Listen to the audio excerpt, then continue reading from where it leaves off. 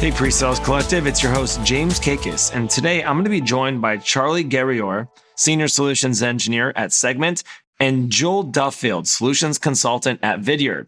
The topic of today's episode is how to get hired at a PSC hiring event.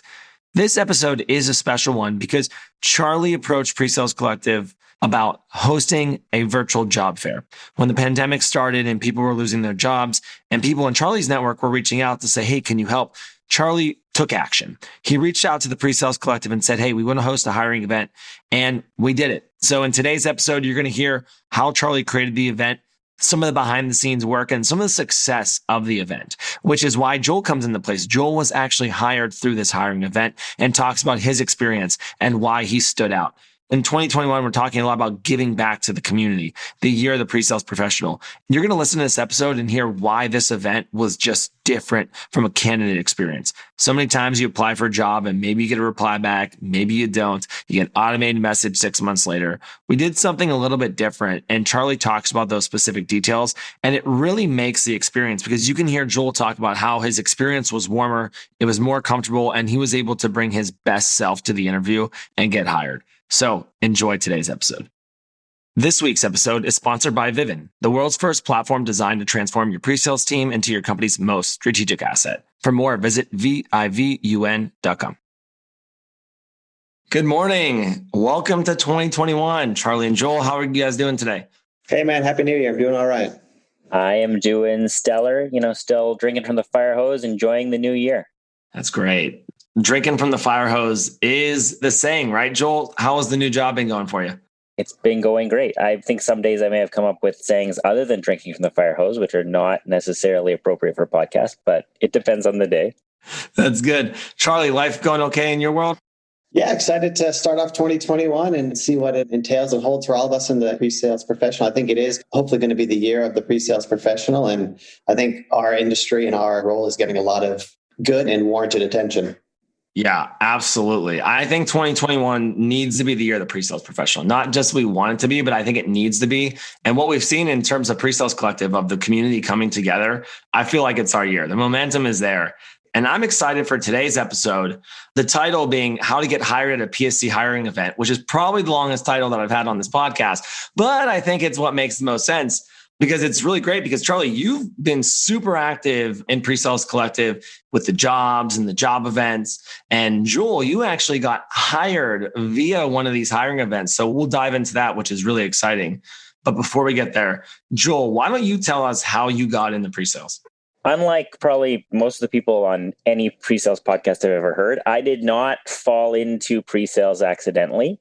It was probably a 2-year journey, which started with finding the We the Sales Engineers podcast, which led to PreSales Collective. And I made a very concerted effort that this was what I wanted to do. I had heard almost every SC in the world say it's the best job they've ever had. And when I heard what it was, I said, no, that sounds like exactly what I would also say is the best job in the world. And so I set out to do that. And then luckily through the stuff that you guys were doing at PSC and all the work that Charlie did, I did land a job, and it is the best job in the world. I would agree. Well, congrats on your journey. Shout out to Ramsey and We the Sales Engineers and all of the work he's done. Joel, I'm looking forward to digging into specifics a little bit more. But Charlie, how did you get into pre-sales? Well, when I was a young boy, I realized I wanted to become a sales. No, I'm kidding. No one has that story, right? That would be an inspirational story, Charlie. You'd be one of few, I promise. The summer I graduated college, I actually have a degree in mechanical engineering, and I kind of expected that was the field I was going to go into. But I was actually watching a Formula One car race, and there was a company called Autonomy on one of the cars. And I was like, I wonder what those guys do, and kind of looked them up. And then by pure circumstance, they had posted on my college job board looking for something they called the technology specialist, which is a sales engineer, essentially. I went through their interview process, got hired, and moved out to San Francisco and started there. And ever since, I've been in sales engineering, pre-sales solution consultant, whatever you want to call it. Wow. That's one of the cooler stories that I've heard. I had no idea. So that started from watching actually television. Yeah, just an F1 car race one weekend, and they were sponsoring the car. And I don't remember what happened first, whether I saw the job posting or I saw the car, but It all came together somehow, and they were hiring kind of just smart people. That company was really great about a lot of pre-sales positions are just hiring smart people and kind of letting them figure it out and solve problems. So they were hiring mechanical engineers, electrical engineers. I worked with linguists. I worked with all sorts of just really smart people. And we all did this thing called pre-sales or sales engineering, and just a great experience and a great way to kind of break into this profession. Wow, that's a great hiring plan. It's a smart strategy. You talked a lot about hiring, and I think that's the easiest transition into today's topic. So thanks, Charlie. Again, how to get hired at a PSC hiring event. As we get into this, Charlie, I got to ask, what is the motivation for you to get involved and to be so active when it comes to the jobs channel and Slack and actually wanting to create a job event?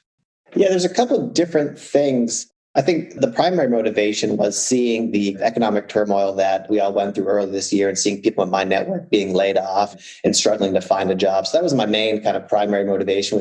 I was fortunate enough to keep my job, and I wanted to kind of pass that on and help out others. And the other kind of secondary motivation was I have a real kind of desire to see the pre-sales profession, and I think we all share this, kind of become more diverse and get people from different backgrounds into the profession. And the one way you do that is by getting them into the profession, i.e. getting them jobs and looking at kind of non-traditional career paths, non-traditional candidates. I think someone kind of took a chance on me 10 years ago, and that's how I got into pre-sales. So I was just trying to do that same thing with kind of the next generation or the new kind of class of sales engineers. We had a podcast run early January about giving back. And we hope that 2021 is really the year of giving back in pre-sales generally, because that's essentially what you're doing. You're giving back and you're really paying it forward. In terms of hiring and recruiting and job event, was this a first for you, or have you done something like this previously? I've never done a true kind of hiring event. Of course, I've been interviewed, and I've even done a few interviews, hiring for my own team. So I have some idea of the general process. But really, this event gave me a whole brand new appreciation for the work that recruiters do and hiring professionals do. And sometimes they get kind of a bad rap and we think they're annoying, and they always contact us about jobs we don't want, but they really do put in a lot of work. It is kind of a tough thing to ask both hiring managers and job seekers to kind of come together and do that pairing and matching. So definitely gave me a lot of respect for folks who do that recruiting profession full time. It was a tremendous event. Joel, I got to ask you, did it seem like that was Charlie's first time running a virtual hiring event? No, it seemed like he had all his stuff together. I remember I sent him an email at 11 o'clock, and I'm like, you said it ended today. Did you mean midnight it ended today? Or what time did you mean? And he was right back at me, he was on it. He was whatever. He'd already knew what time he was going to do it at. He seemed like he had it all under control for sure. So Charlie, you did a really great job. For those who aren't familiar with the hiring event, can you walk us through a little bit about your process? Yeah, the funny thing is, Joel, is you weren't even the last person to actually apply. There was one guy who got in an application just after yours before I closed the registration. So that was kind of the process. I was kind of winging it, and I kind of bounced some ideas back and forth between James and myself. And we really kept it kind of simple, like an MVP, a minimally viable product kind of thing. And a lot of it was just Google Forms, Google Docs, email, Slack messages. So definitely a lot to keep track of, and organization next time is something that I'll definitely work on and keeping that in check. But my process was just kind of realizing that in PSC, we have a whole group of hiring managers from great companies like Vidyard and Amplitude and Twilio and Gong and Chorus and all the others that participated in the event. And we also have a great collection of pre-sales professionals, both people who've been doing it for years, decades in some cases, as well as people who are more junior in their career or looking to break into pre-sales. So essentially, it was a matchmaking process. And I figured at first that the hiring manager part would be more difficult, getting those folks to actually want to participate. But surprisingly, we had, 23 different companies represented. They posted between them 44 different positions. So that was step one, is kind of saying, okay, what jobs are actually available? And then the second part was, once I had the jobs and the job descriptions, going back to the actual job seekers and candidates saying, here are the jobs that are available. Here are the companies that are hiring. Which jobs do you think you'll be interested in? It was kind of a self-selection. I did very minimal vetting or filtering. It was kind of up to the hiring managers and the job seekers to be honest and play by the rules and say, yeah, these are the 3 jobs I'm interested that I think I'm qualified for. And then the last bit was the scheduling. So I did this kind of in a more manual fashion. Again, in the future, I'll probably look to automate some of this, but it was just presenting each manager with a list of candidates that said, hey, they're interested in your job. Who do you want to speak to? And then essentially forwarding on the resumes and making introductions. I tried to keep myself from being the bottleneck, especially because we're dealing with people in different parts of the country and the world and different time zones. So that was the overall process, was just relying on the community, getting the hiring managers on board, seeing what positions they were hiring for, the open head counts they had, and then going to the job seekers, the candidates, with a list saying, hey, what are you interested in? And then doing a little bit of matchmaking. Charlie, you should be super proud of yourself. We're proud of you. I mean, that's a lot of companies and a lot of jobs. I mean, I know that when we put it out there, we're like, hey, we're just having this event, but we had a ton of interest. And I mean, to get that many companies and that many hiring managers and open roles, you should be super proud of yourself. I really like that you did the matchmaking process as opposed to trying to vet them out yourself. I thought that was such a nice touch, right? It was the right move in terms of candidates ranking and hiring managers ranking themselves. So really great job. Joel, I got to ask you, what was your experience, right? You reached out late, right before the deadline. Tell us a little bit about your experience from your end. In all honesty, right, I had applied for lots of jobs in the previous 2 years, but I'd done that, the normal way. I just gone to the website, submitted some stuff. You get crickets. I'm coming from a very different field. So although I have like 15 years experience, I was coming out of being an IT manager for municipal government. So completely different thing. Didn't really have on paper the experience that people would be looking for necessarily. And so it was really tough to break in. So when I saw that Charlie was doing the event, I really thought, okay, this is a time where it just felt more comfortable to come into it, right? It's like these people are wanting to see me. It's a much smaller list. You get overwhelmed by the internet, right? There's so many possibilities. It's a little challenging for me, not already being in the community and then being up in Canada. It's like, okay, well, what jobs can I even apply for? If they say remote, does that mean remote in the United States, or what does that mean, right? And so it's overwhelming the number that are out there. I mean, it's great for the community that there's so many, but when you're trying to get into it, you're like, there's too many to pick from. I don't know what I really pick from. So to have that list that was so much smaller and those people who were so into it that they were, wanting people to apply just made it so much more comfortable to apply for it. And then knowing that basically in all those cases, there are people from the company there. And so you can reach out to them and say, hey, what's it like working there? And there's already that community going that it makes it so much easier to do it, right? I'm not randomly reaching out to someone on LinkedIn I found. It's a person who, even if I've never talked to them on the Slack, there's already this community there. It's kind of an expectation that that'll happen. It made it so much easier to get into it and so much less stressful. Even if I don't get anybody back, it's my best shot that I've ever had. I love that you just said that. It's probably that it was a warmer intro, right? Would you say it was less intimidating for you to go through this type of event? Oh, it was so much less intimidating. It could be fun, not just stressful. I mean, not even necessarily stressful, right? When you're doing the ones online, it gets to a point where you're like, all right, I'm doing this, but like my chance is 1 in 1,000. I'm not even going to put that much heart into it, right? Whereas in this one, it felt like you had more of a chance. It felt like you had this inside track, very similar to how if you get referred. Now, in my case, I actually did get referred because there's a great Canada section on Slack, and I actually got referred by one of my now coworkers. And so that helped even more. But yeah, it just felt so much more like personal and just not that stress of it. Like it's just a fun thing we're doing. And if it works out, great. And you could be passionate about it because it was so few. You could really dig into those companies and say, okay, let's actually like do a good job of applying for this job. Like, how do I fit? What is my value prop for this company? That's like a drop the mic. I'm ready to end that podcast episode right there. That made me feel awesome. That's incredible. Charlie, how do you feel after hearing Joel's experience? Well, I feel vindicated to some extent because that was exactly what I was going for. I mean, we've all done the kind of application process where you upload your resume, then you fill out the form with all the information that you just uploaded, and then it goes into this black hole. And maybe if you're lucky, 6 months down the road, you get an automated email saying, oh, we moved on with other candidates, right? We've all been there, and that's a really crappy experience for candidates. So I was hoping this PSC virtual hiring event would kind of be the antidote to that. All of us as sales engineers are in sales, and one of the most important things that you can get in a sales cycle is direct access to the decision maker, right? And it's the same thing with hiring. So our candidates did essentially have direct access to the hiring managers. They didn't have to go through an ATS, an application tracking system. They didn't have to deal with multiple layers of bureaucracy and things. So hearing Joel say that it was a very comfortable experience. It wasn't intimidating. It was more of like just kind of a friendly conversation amongst pre-sales professionals. That's exactly the setup that I was going for. That's awesome. Charlie, so what was your favorite thing about the event?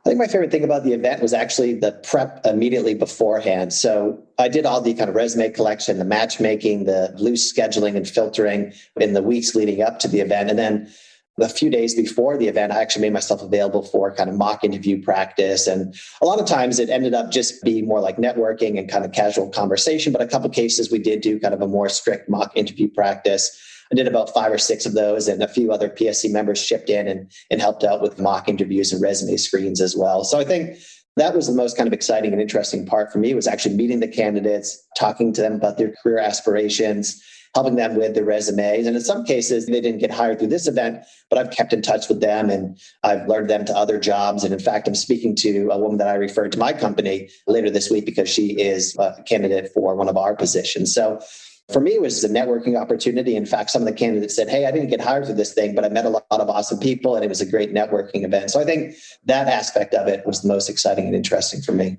That's great. I want to switch gears a little bit. Joel, so you went through this process. We're talking about the background of the process. It felt warm. It felt comfortable. But what did you do that allowed you to kind of stand out in this process and get hired? A couple things. One, and I won't take all the responsibility for this because it actually was called out early on in the process of the application, was that I did make a video to apply. Obviously, we are a video company. It's kind of makes sense. I'm still amazed, the number of people from sales who reach out to me, which I'm not sure why they do, because I don't know how my title has anything to do with it. I'd be buying something, but anyway, they reach out to us and they don't use our own product to reach out to us. And so I think it's paying attention to the company you're applying for, right? And if they have something that makes sense, use it. Show that you're interested. Show that you have some personality. A lot of this job is about personality. I made what is now internally, and I have now got some nicknames from it, a somewhat famous video to apply, which is me in my chicken coop talking about getting hired at Vidyard. So I'm probably never going to live that down in my entire life. But, it made the rounds. I think I'm up to like 90 views on that. I know the CEO even watched it before he interviewed me in the final round. And so I think it's just about having personality, but also really paying attention to the company. Like, don't do that cookie cutter. It's hard, right? When you've applied for so many places and been turned down, it's hard to keep up that passion of not just going, this is another one just to tick off a box, but I'm not going to spend the time to do whatever, right? I think the passion shows through, right? Even if it's not on a video. I do think a video is a great way to show it. We have lots of stats that show that video works great in sales, and getting a job is sales. And so what can you do to just show who you are and show that passion when you're applying? And I think that's the biggest thing you can do, and not giving up on it. So in all honesty, from the hiring event, I had applied for a job which was actually in the West Coast time zone. And I got told, look, we've picked somebody else for it. And I'm like, okay, whatever. And it didn't go anywhere. And then 3 weeks later, I got a phone call that said, hey, we have a new opening and we want to fast track you through to the final round. So it's not over till it's over. I almost am happy it happened that way, right? That I did it and it was a great experience. I got to live through. I didn't get it, but it was a great experience and motivated me to keep going. And then in the end, come back around to say, actually, you got the job anyway. The way it worked was just so awesome. I love hearing what you said, right? Because we sit here in pre-sales and talk about customer experience and customer centricity and putting in the effort and not doing things standardized. And what you just said in the hiring process is essentially what we as organizations try to teach our sales teams and our pre-sales teams to approach our customers. And I think where I'm tying a lot of the success personally is how Charlie made this very intentful in terms of how he matched. And then that allowed for you to have that warm intro and not feel the pressure and mundaneness of applying for these jobs, that allowed you to go above and beyond and show your true capabilities and your true passion in this hiring process, which ultimately resulted in you getting hired. Because what we have said and what Charlie mentioned about what he was trying to get away from, applying for jobs is a full-time job. It can be a full-time job and really take a lot of energy out of you. So I love that you said that. To me, that's what this whole pre-sales community is about, and that whole giving back aspect and paying it forward. So that's just so cool to hear. I will ask you, Joel, did you take advantage of the mock interview with Charlie? I did not. He offered it to me. I think I may have even said yes. And then I was too busy and I didn't end up doing it. I'm working on it, but I'm a very much of a last minute kind of guy. So as Charlie knows from that first email I sent him, but no, I didn't. But it was, again, a very comforting thing to know that that was there, right? Like if I'd been really scared about it, the whole thing just felt very personal from everybody, right? From Charlie, from the hiring manager, the whole thing felt like you knew these people and that they wanted you to succeed. It wasn't like some gauntlet that someone was enjoying you having to run through. It was very warm and that everybody was there to help you, and that if you didn't get it, it was okay. They were still on your side. And it was just, what's the best thing we can work out between everybody? Pre-sales people are great. They're super collaborative, always looking out for each other. I love that. Joel just mentioned success. So Charlie, can you actually define some of the success of the event in terms of the metrics and the data? Yeah, I remember going into this, talking with you, James, and saying, hey, if even one person gets hired from this event, even if I put in 100 hours of work behind it, I'll consider that a success. And obviously we do have that with Joel. We have, let's see here, 23 companies or hiring managers kind of apply and say, I have open headcount. I think about 15 or 6 of them actually participated. Some dropped out for personal reasons. Some dropped out because they filled the roles.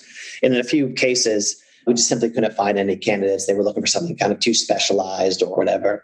We had upwards of, I think, almost 50 candidates. We ended up scheduling 25 discrete interviews. So that's a hit rate of over 50%. And then, of course, we have at least one that we know of. If anyone's listening and you did get hired through the hiring event, let us know. But we have the one success story, we say success story, but I think everyone kind of got something out of it and they met people and they sharpened their interview skills. So then we have the one candidate in Joel who actually got placed through this event. And in my mind, again, that's a success because we now have someone new to the pre-sales profession. We have someone who has a different background, has a different set of experiences. And that just makes our overall community, not just PSC, but the kind of pre-sales profession in general, I think a better, stronger place. Charlie, all the hard work you put in this event, I mean, it shows, right? Like Joel getting hired is great, but all the people that made connections and mentors and mentorship relationships, like that's what this whole thing's about.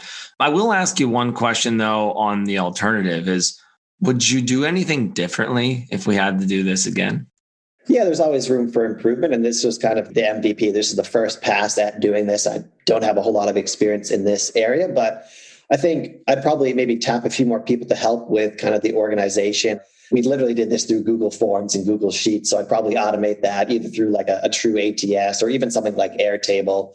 And I think, one area that I would probably tap some other people to help is just in certain geographies. I'm based in the US East Coast, so it was hard for me to kind of place candidates in Europe or Asia Pacific. So if we had kind of local people, especially where the language might be different or the culture might be different, to help in those areas, I think those would be a couple of areas for improvement. But overall, really pleased with how the event came out. And it's now just kind of fine-tuning the details and making everyone's life a little bit easier if we decide to do it again. Yeah, that was actually going to be my next question. So are we doing it again, Charlie? I think we are. I don't know when the timing is. It'll just depend. We're all busy folks and we have different obligations, not just at work and at home and otherwise. So be on the lookout. We'll keep the community abreast. But for now, if you're looking for a job, come into the job Slack channel. There are geography-specific job and career channels on the PSC Slack. And I think, as Joel mentioned, the community we really want to help our people break into the pre-sales profession or make a change into the pre-sales profession or become a manager or whatever that particular person's career ambitions might be. The community is there to definitely support them. Wow. Again, I appreciate all the work that you've put into this. I know you have a regular job and home life and all these other things, but it was really fantastic. And the end result is clear. So thank you. Joel, I got to ask, how's the transition to pre-sales going? Are you enjoying it? Are you having fun? Are you making tons of videos? Are the chickens involved? Is the real question. So no, I have not gone back out to chicken coop. It's a little cold now up in Ontario in the middle of winter. So maybe in the summer we'll do more chicken videos. It's going great. Onboarding is challenging. I hadn't switched jobs in 12 years. So onboarding is always interesting after that amount of time. And then you're going to pile on onboarding remotely, onboarding to a company that because of the pandemic definitely has some tailwinds and is a little busy. We came into a team where there had been 3 people on the team. 2 of them got replaced. So I was one of them. So there was one guy doing everything while also trying to onboard us. So it was fun, but he got sick on the second day that we were here. We started on Friday. On the Monday, he was not feeling well. So me and my buddy Matt, who started at the same time as me, we got called into a call on our very second day, which was a little bit exciting and challenging. But, I think it was probably about a week in, I was on a customer call and, I came up with an idea for something they could do and just saw their eyes light up, right? This is something they'd never seen. And I think at that point, I can look back and say that was the second I was hooked. That was the second that I knew that I made the right decision to be able to be there and to be able to think up these new solutions for people and then see them just like get it. And it's like their faces light up, right? I love doing it over Zoom or whatever, to be able to see that feedback. And that was the second I knew, like, yeah, this is a lot of work, but I made the right choice. And just trying to go back and kind of get that same hit every day of that feeling that I had in that moment, I think is going to keep me going. That's awesome. Welcome to the best profession in the world, Joel. That light bulb moment is what motivates a lot of us. It's that light bulb moment and seeing that customer be like, wow, my life's going to be a lot better utilizing this technology. That's what it's all about. I will ask, is this a career destination for you? You plan on being in the role for quite some time? I do. So I live kind of in the middle of nowhere. And so there's not a lot of choices if I don't want to move, and I don't particularly want to move. But, pre-sales is one of those great roles that even pre-pandemic was very much a remote role. And one of the things that really got me excited about it early on, I'm planning on staying. I'm hoping to move up, eventually become a leader in the whole shebang. But, we'll give it time. It's only been 2 months. Don't get too ahead of myself. I think I've found my spot. I think I'm good for the rest of my life. Love it, Joel. Joel and Charlie, I have one question ask each of you before we wrap up. Joel, we'll start with you. What advice do you have for people who want to get into pre-sales, especially those that are in a non-pre-sales career currently? The biggest thing for me, honestly, has been taking advantage of all that stuff that's out there, right? The podcasts, the books. The podcasts are a great place to start because you get introduced to the whole community, whether it's somebody like Peter Cohan or whoever it is, and they show up on all these podcasts and you can listen to them there, and then you can go follow down that rabbit hole and get that stuff.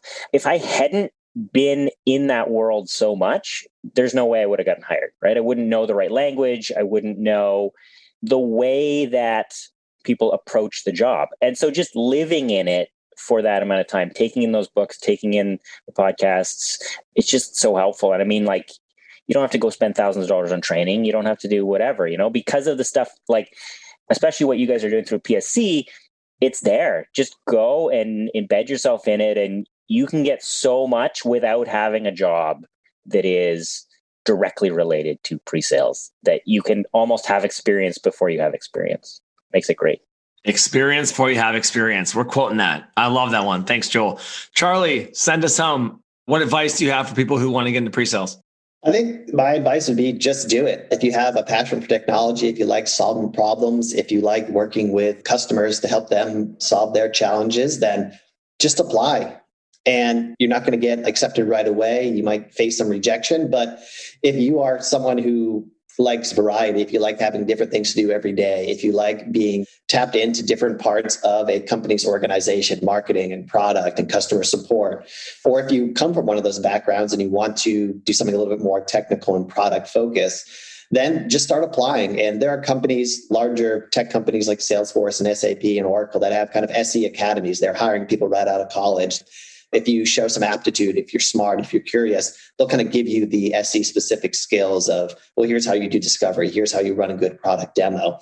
But in my mind, that's all secondary. The foundation is a technical curiosity, its ability to explain tough technical concepts to lay people, essentially, to get them excited about technology. So if you have those things and you are willing to put a little bit of work, I think just start applying, become active in PSC. Like Joel said, listen to podcasts, read books. If your company has an SE organization, ask if you can sit in on calls and watch them work. I think you'll be surprised to see how possible it is for you to move into that career if you really want to. Great advice, Charlie. Charlie, Joel, thank you both for your time today. Really appreciate you joining the PreSales Podcast. Let's make 2021 the best year for pre-sales yet. Have a good one. All right, PreSales Collective, I am inspired after that episode. I just love hearing success stories from the community. I mean, this is what keeps PSC going. This is why we do this work. to hear people helping each other out, people making a difference, and the pre-sales community really coming together. I love hearing Charlie's perspective. For him to raise his hand and run this event and do mock interviews with people prior to putting on a hiring event, it's just incredible. For him to say, hey, I could have put in 100 hours worth of work, and as long as one person got hired, that made it worth it. I mean, that's just unbelievable. And to hear 23 companies posted jobs, 46 different roles. Thank you for those companies. And thank you to those hiring managers who went through our process. And thank you for the people who interviewed as well. Joel brings up a really good point about why this event made more sense for him. It was fun and not stressful. People really wanted to be there. You had access to the hiring managers, and it wasn't such a stressful experience. You almost had the inside track. You hear Joel's experience where he went above and beyond. He used the product to stand out as a candidate.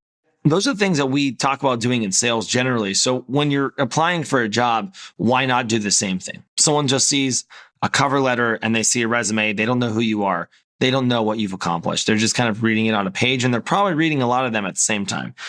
As we recap the episode, we talked about some of our favorite things about this event and pre-sales generally. And Joel made a comment about the pre-sales collective and the pre-sales community and all the resources out there. And the people that are listening to this, that are trying to get into pre-sales, utilize and absorb the resources. He said experience without the experience. And so he was able to use the verbiage. He had the lingo. He had the talk track. He absorbed and learned before applying to those jobs. And I think that's a very, very important thing to know. And again, this is why Pre-Sales Collective exists. These are why these resources out there are there to aim to up-level and elevate this profession. All right, Pre-Sales Collective, I hope you enjoyed today's episode. Be on the lookout for a hiring event in 2021. Otherwise, we'll see you next week.